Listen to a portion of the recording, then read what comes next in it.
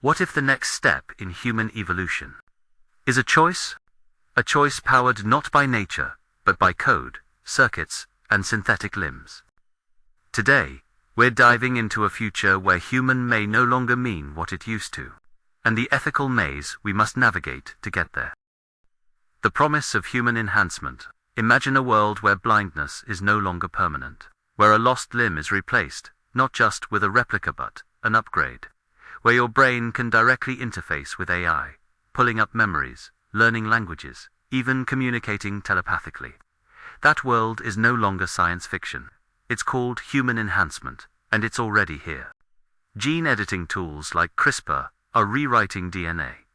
Advanced prosthetics offer athletes superhuman capabilities. Brain-computer interfaces, like Neuralink, are teaching us how to think beyond biology. Why does this matter? Because it redefines what it means to be human. And more importantly, it forces us to ask, just because we can enhance ourselves, should we? Ethical considerations. Here's the tension. These breakthroughs could dramatically improve lives, but they could also divide humanity into those who can afford enhancement and those who can't. What happens when intelligence, strength, even empathy can be bought? Are we building a better world or creating a new caste system based on access to tech? Altering biology at the core level also disturbs something sacred, our sense of identity. If we remove all limits, do we risk losing what makes us fundamentally human? And let's not ignore the darker side. What if governments or corporations exploit enhancements for control? Or worse, what if enhancements are used to determine who's worthy? The future of enhancement. So where do we go from here? Regulation and policy must evolve fast enough to keep up with technology, but not so fast that they suppress innovation. It's a delicate balance. The ripple effects will reshape society. Imagine schools where cognitive enhancements widen the learning gap, or job markets where only enhanced individuals qualify. Yet, this isn't a dystopia or a utopia. It's a mirror. Human enhancement won't just change our bodies, it will challenge our values.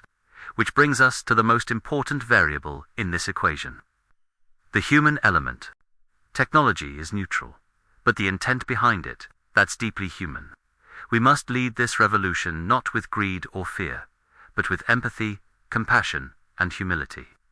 Let's design tech that enhances not just physical strength, but emotional intelligence.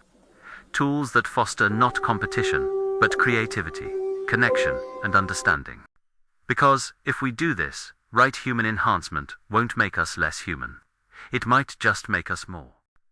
The future of human evolution isn't written in our genes, it's written in our choices. We stand at the edge of transformation, not just of our bodies, but of our species. The question is no longer if we enhance ourselves, it's how and why. If this sparked new thoughts for you, hit that subscribe button. Let's keep exploring the boundaries between sci-fi and reality together.